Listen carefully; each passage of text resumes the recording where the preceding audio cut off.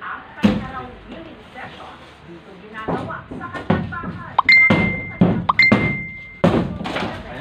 Pero sa araw na ito, si Pastor malawakang healing. Umaya pala, ibigsan ng ang tao ang court. Mga may sakit, binigyan ng papel kung saan na isusulat ang kanilang mga kidney, nagkasakitan ko ng diabetes.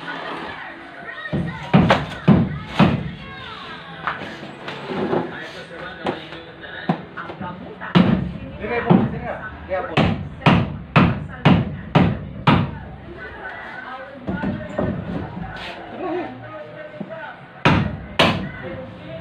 Opo. At saka isang pinsalan at pinakitapik ni Pastor Ron ang mga pasyente. May mga natuwa.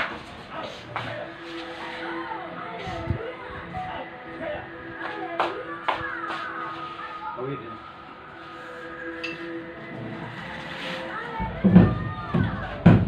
Meron din mga lumublog sa drum na puno ng tubig.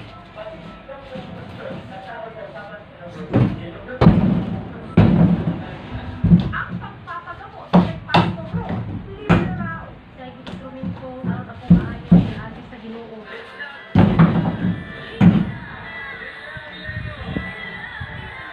Dukdukan Ang per. itatagulungan ni Samis Oriental na si Cheryl, hindi na raw noon maigalaw ang namamalas niyang katawan dahil sa sakit sa puso. Pero Okay.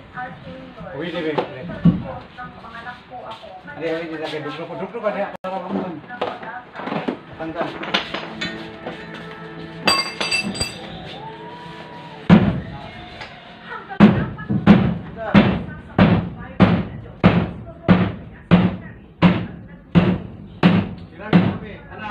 Balik. Di ba? Balik. Balik. Sige, ito. Tulay. Hinawakan ng ulo ito at saka siya kapit.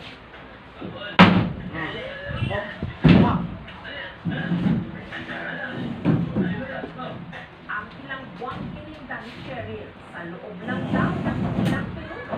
Biglang nawala. Tumuwag yung paghinga ko, tumayo po ako, kaya ko na po na bumalik. Ito po yung instant healing.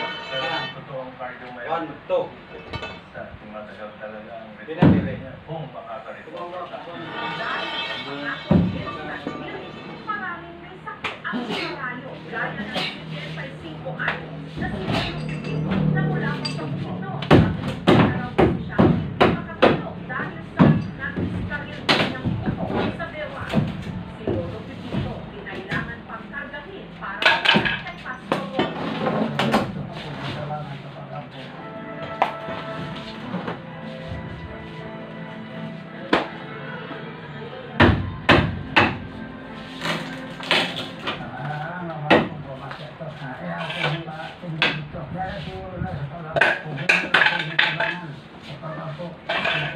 Maaari ang pasyente nakaroon ng tinatawag na neurological disorder. Maaari din ang pasyente nakaroon ng tinatawag na neurological disorders o kaya yung mga Sige, sige, na sir. well, mostly, no, depende sa Jeffrey naman na-diagnose na may hyperthyroidism, sakit sa thyroid gland. nawala na po ng masyadong stress, conservative, dami ng mga Dahil sa lang perang gamot, kay Pastor Ron din siya lumaki.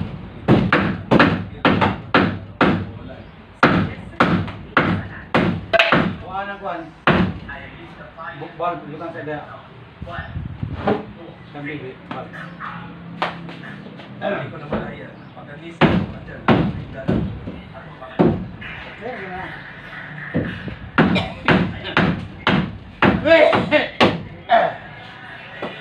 Nagala na po niya.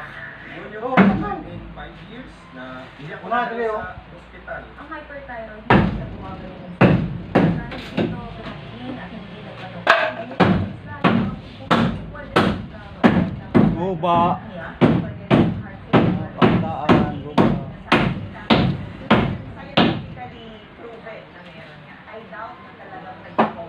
from the stroke. Probably yung driver where nagustuhan niya makatayo at maglakad ang nanaing sa kanya para nang maglakad. Then, nakita ko sa video. Ito yung natawag na emergency UGAC or transit for persons sa matapapin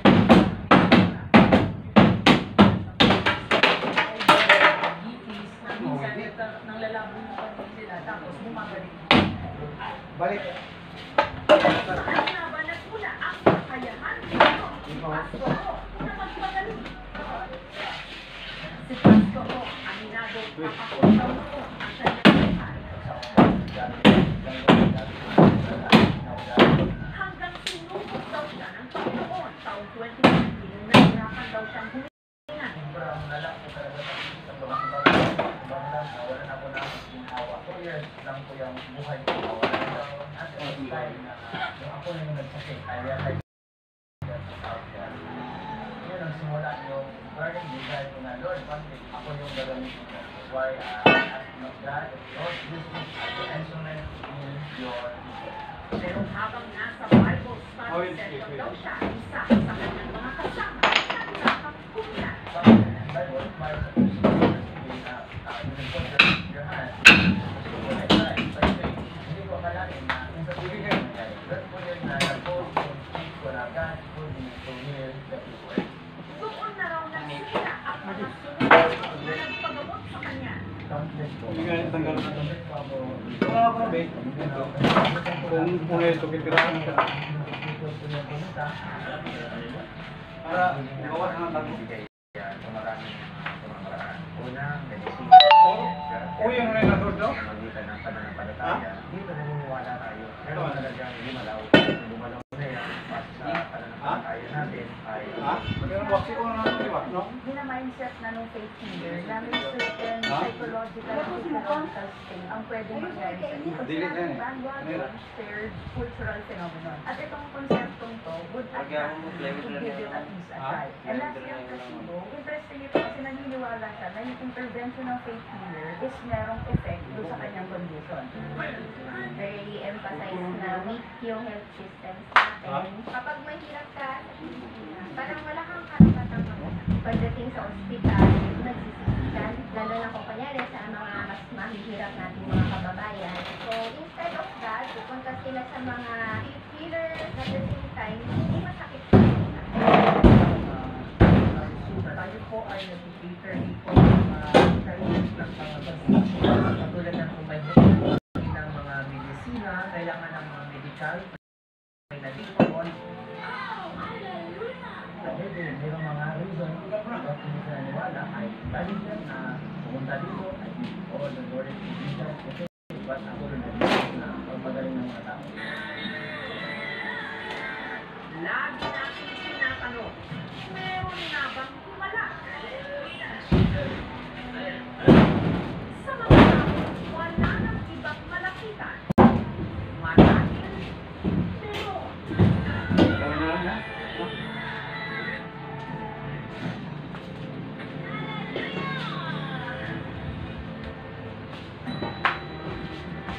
Lalaki na ng kulang ng alimango sa napakaraming bayan ng Pangasinan sa Tangkay, pinatake ng buhaya. Ang mga pakikilong na alimango na nahuli nila malalaki at masasarap. 50 kilos ang order sa ating araw na yun. Pero ang order sa kanya nitong January 20, muntik mapurnada. Hindi dahil mahirap ang alimango, kundi dahil siya'y nakagat hindi ng alimango, kundi na Parang katawan ko, tapos mahaba.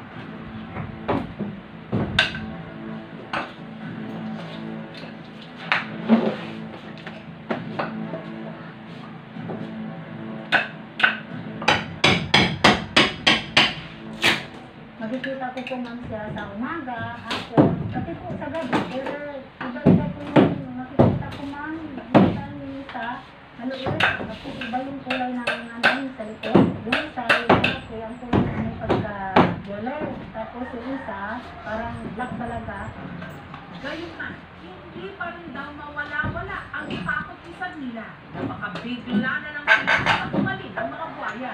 Yung buhaya, nakita ko na kumaya ng manok at saka tutoy, mas lalo po akong natakot. Kaya pinagsasabihan ko na yung mga anak ko na huwag kayong lalabas, basta-basta. Lalabas lang yung mga bata. Tapos Ano po dahil may buhay. Pag dumilim na po, yun na yung mga Matatagdaan na noong September 27, napasakamay ng mga otoridad sa bayan ng Simunol, dito pa rin sa Tawi-Tawi ang buhaya na nasa at nalalakan ng hapon na pinagalanan nila papabuhay.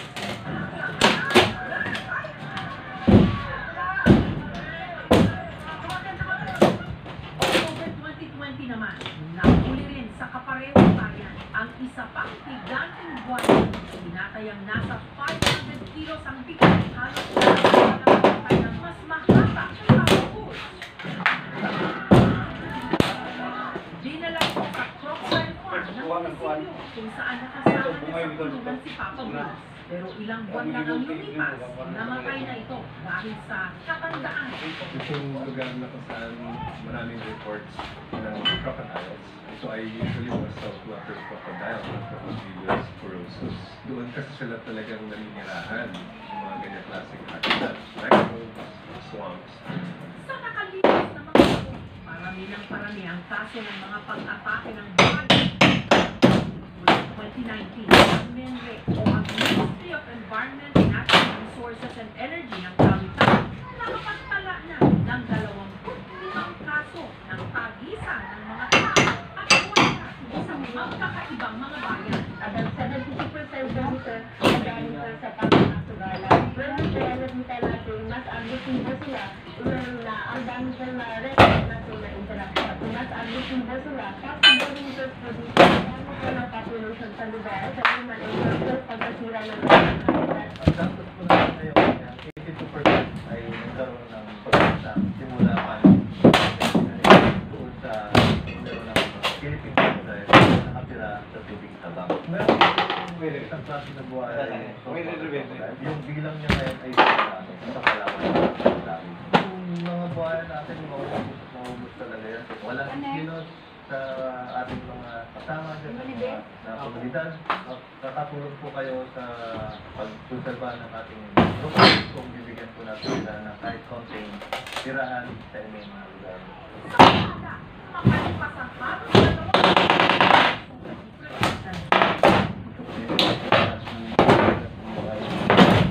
hindi pa rin nakakabalik sa pagkahanap buhay.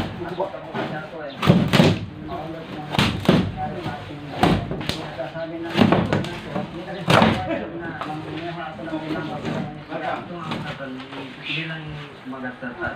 Sa akin, damay sila na ito ang musim. Sa mga buwaya po, ay affected po ang kapitatuloy 147.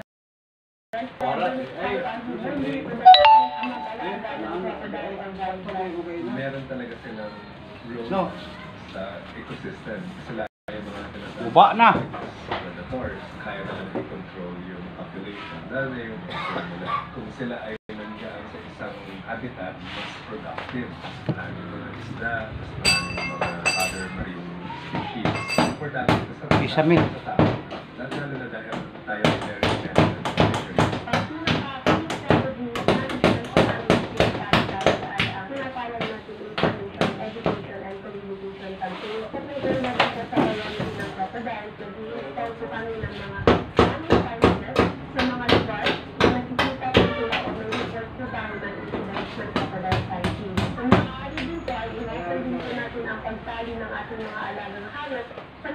sa dagat kung saan ay sila ay pwede makita. So, water crocodile, kasi malalakas ito eh, no? Huwag natin sila ipapurpo. Sino nga ba ang tunay na biktima? Mga nasaktan at nasugatan o ang mga naaagawan ng tahanan? Tao at buwaya, paano nga bang ligtas at payapang mamuhay kasama ang isa't isa? Hindi silang laging inaaparte ng ako ka. Pangamba. Tanggalon, di ba? Lupa na Marami sa Camarines Norte, natural na sagana sa ginto. Kaya pagmimina ang hanap buhay ng maraming pamilya ito. Ayun na, dalaw karon ako na magbiyahe. Pagbiyahe. May lisensya ng motor. Ang mga binero o busero nagkakabot. Ang motor eh, wala. with 100% pure beef. Kaya may hindi bago. Nakakalap pa kayo ng kakaibang resort na mapapasyalan ngayong bakasyon. Ang resort na ito may malaking pool, water slide, cottages, at air-conditioned rooms para sa mga gusto mag-overnight. Pero kapag sinunan na ang resort ng drone shot, ito ang tatapan sa inyo. Ang resort kasi nakatindig pala sa gitna ng mga burol at hindi lang basta-bastang burol, kundi ang sikat na Chocolate Hills sa Bohol. Ito ang Captain Sweet Garden and Resort sa bayan ng Sagbayan. Dati parang may mali. Not a good idea. It destroys the beauty of nature. Hindi makakatuwa. Pinipulutan mo. Ang ilan, dinaan na lang sa ang kanilang pagkadismaya. So, ang tanong, pwede na ba ito ngayon na sa mga natural wonders katulad ng Chocolate Hills, maaaring magtayo ng resort? Basta putol na. Ito ng Putol na. Miyerkules, dahil na rin naging Ito ka na. mainit sa mata ng Nalimutan ka na publiko ikaw. ang resort. Oo. Pinagputos na ng otoridad. Ah, Rio. Tigil ang Ine-energy. operasyon nito, ang pamunuan ng resort Ah, okay, na wala. labas ng opisyal na pahayag. We are deeply saddened by the recent Ngayon na yun. surrounding Sige, our baba na. construction activities. We are committed to address concerns and find mutual beneficial Kaugnayan ni Jueves at mga kawani ng Department of Environment and Natural Resources o DENR sa Bohol nagkakabit ng karakulang nagpapatunay na sinasara na nga ito sa publiko. Gayunman, ang resort manager na si Julieta at paliwanag. Ang mga tatlo din ang Camping State Resort. Ang sakit eh, sasabihin ka na, bakit giniba mo yung Chocolate Hills dyan sa Bohol? Wala naman kami giniba. The provincial government declared foreclosure. Paano na yung mga kasamahan kung mga nagtatrabaho po dito, 16 employees? Asal nila ipanilit ang trabaho. Ang resort, pag-aari raw ng kanyang kapatid, ang kapitan ng barko na si Edgar Puton. Taong 2005 daw nung nabili nila ang 6 na hektarang lupa kasama ang 3 burol ng Chocolate Hills. Kasama na po siya sa title. 3 hektarya sa kanilang property ang ginawa nilang resort. Lupa na galing sa Chocolate Hills. Hindi siya maganda sa nag-request po kami sa PAMBI yung mga proposal pricing namin, i-present sa kanila kung okay ba po. Pinuntahan po nila yung area. Hanggang taong 2018, na-isyuhan daw sila ng approval mula sa DENR Protected Area Management Bureau para sa pagpapatayo ng commercial area. Noong sumunod na taon, nakuha naman daw nila ang business permit mula sa lokal na pamahalaan ng Sagbayan. Ito po yung latest PAMBI clearance. Sige ba? Sige. Dito na nila sinimula ang ng resort. Ito po ang swimming pool ang Camping State Resort. Yun na ang simula po. Maraming guests na gustong maligo sa pool. Pero ang ibang hati, ang pino, tahimik na,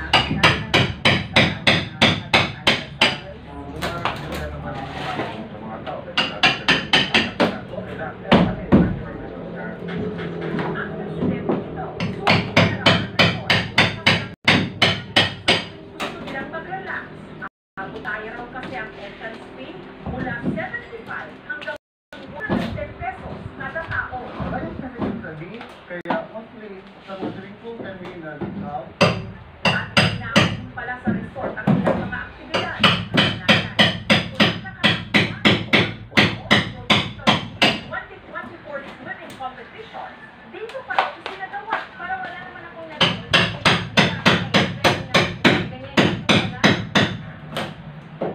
May 2023, nung kinilala ng UNESCO o ng United Nations Educational, Scientific and Cultural Organization ang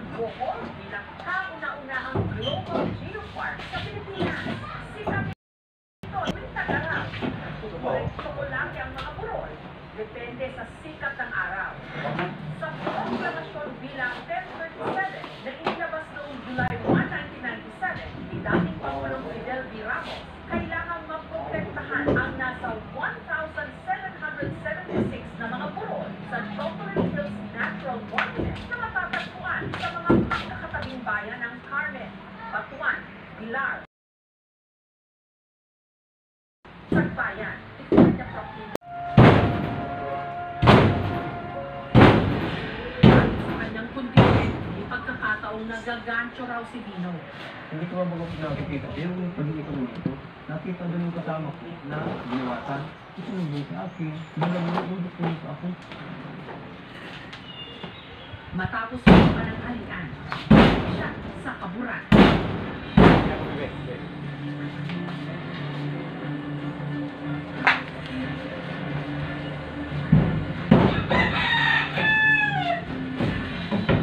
At matapos ang 3 oras na pagsisid sa putik, muli siyang umahon.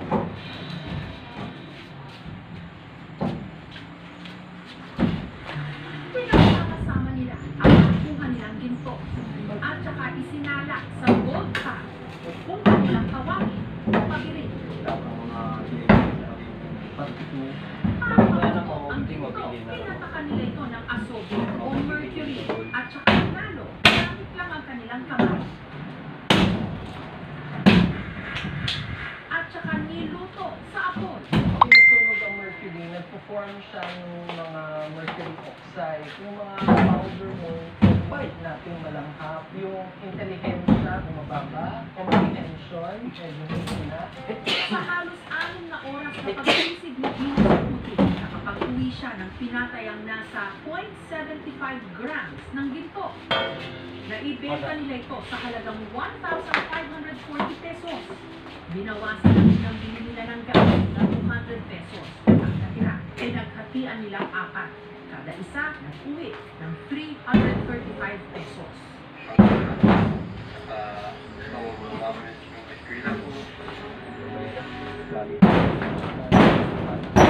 Parang pang palit.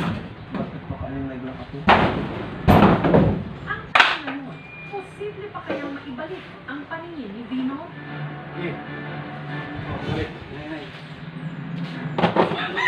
Paningin sa isang espesyalista sa mata.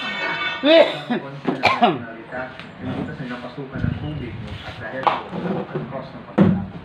As of now, wala akong nagagawa procedure na may balik yung ilaw na nakikita sa mga umabot na po sa stage na yan. Kailangan tanggapin dito sa Pilipinas. Style, alas naman bali. Napakadelikado. Talaga na kulang ang kanyang kunting pagkakabali niya, hindi siya mapahamak. Sa mga nasa posisyon, mahalaga na malaman nila yung tunay na sitwasyon ng mga taong ganyan. Kasi doon lang ang paraan para malaman kung ano yung tamang intervention na dapat gawin. Sa ngayon kasi, marami yung mga remote rural areas especially, hindi sila naabot. Pag lumalapit yung kapalinis ng sa visual na kung ano po yung kailangan. Unahan na diya kay magkuha ng si Lucy. Para magkaroon ng Ay, Lipi, habi, Lipi. na kabuhayan, ang lokal na pamahalaan ng Paracate, bigay ng panigulang tugunan sa mag-asawa. Sabi dito. Dinagdagan rin ito ng financial assistance ng aming programa. Maraming salamat po. Na, unahan na. Tulong po ito sa amin para Kaya siya. magkasimula. Binigyan din si Bino ng bagong tubo. Maraming salamat po sa mga tumulong na gaya ng maging tutulungan. Napatalamat po sa inyo lahat. Samantala, malinaw naman ang pag-aaral ni Renz dahil binigyan siya ng LGU ng college scholarship. Masaya po. Kasi po kasi hindi na po gagastos sila mama. Hindi na po yung pag-aaral at hindi na po ako hinto. Ito po ang timon ng ating katawan. Pag nawala po ang ating paligid, para kung wala ng direksyon yung katawan ng may lagin. Nangangapaman sa dilim. Umaasa pa rin si Bino na balang araw magliliwanag ang buntong pangarap niyang makapagtapos ang kanyang anak para silang lahat makapag-ahon mula sa putik. Mga nabilin na lang. Mga nabilin kay Pwede inita. Sa sampuangan Anak. Ako. ng puno ng balete Mga nabilin siya kay init kayo na. sa mga liha o death notes kung tawagin, pati ng mga litra. Ang tanong, sino ang nagtipon ng mga ito? At totoo bang may dala ang mga ito? Ang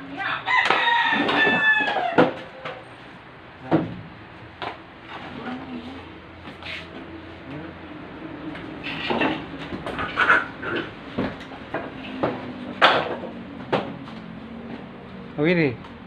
Unahan na. Kanang bibi kapidan. Oh. Na dire. Sunod. Wait di. Taas, balik. Dire. Oh. Ayun na, unyan na. Kanang isa.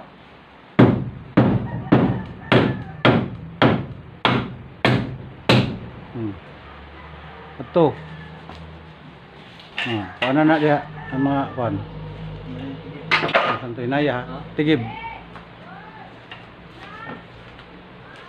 Abebe kay abebe kuan. Silver Advance for age 50 and up.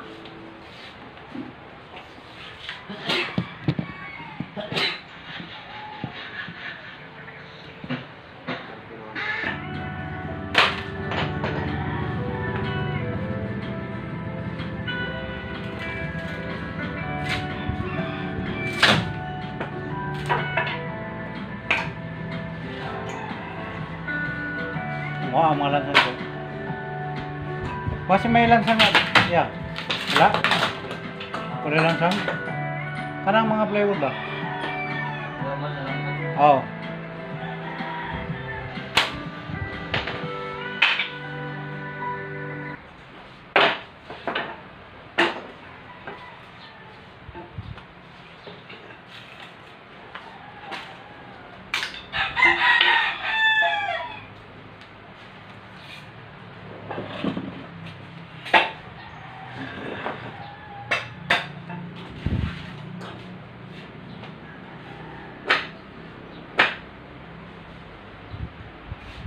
Ito kuan, yung kape. Taas na rin pa naman.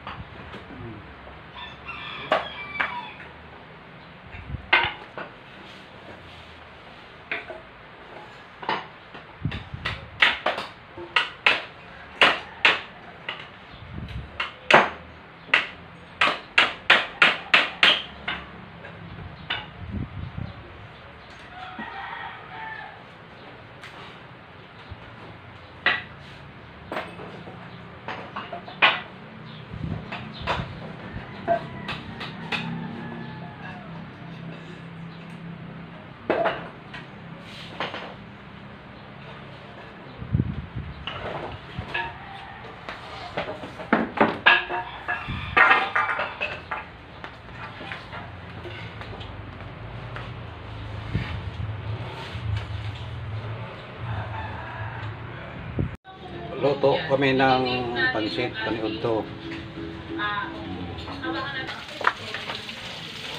Tabang diri. Tanaw. Diri.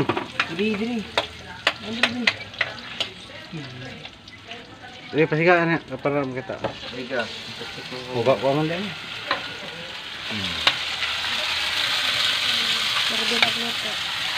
Sirbe nagluto.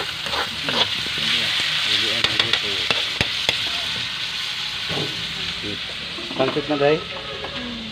Kana? Ulyo. Mana ni?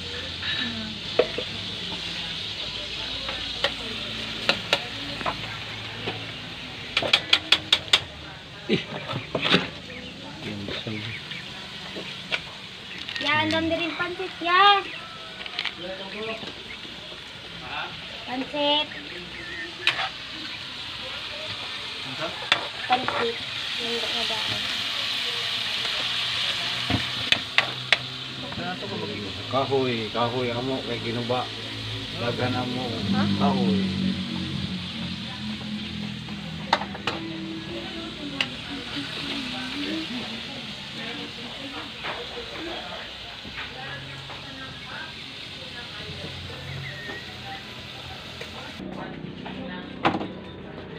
Ako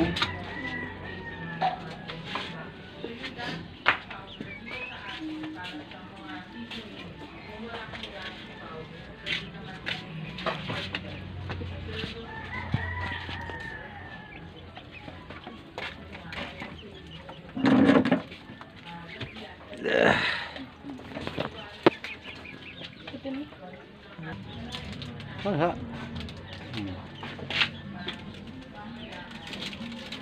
Dari kay landag.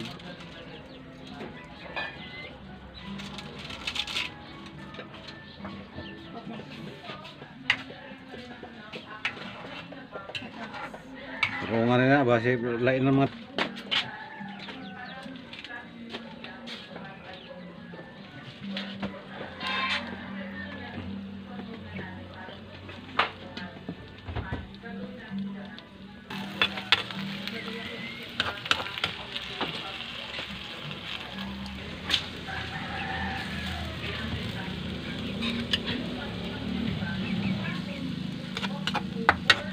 luto ang pansit. Kurang apa, Pi? Separa di mana letak?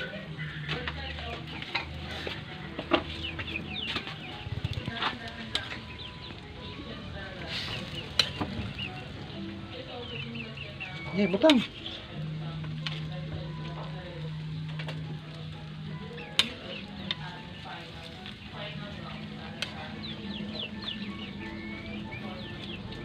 Tandok sa ilawom, taas.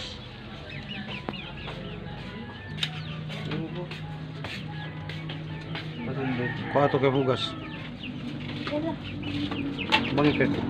Ito, gatak, may ugasan na. Oh. Saan ka magkuha na mo magkaglibat? Sa ilawom. Hinay.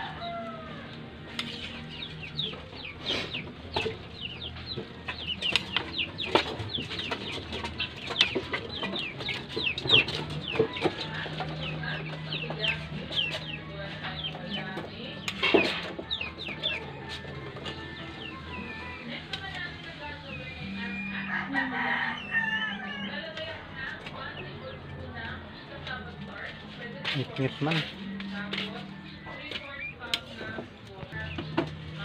May daw na ilom.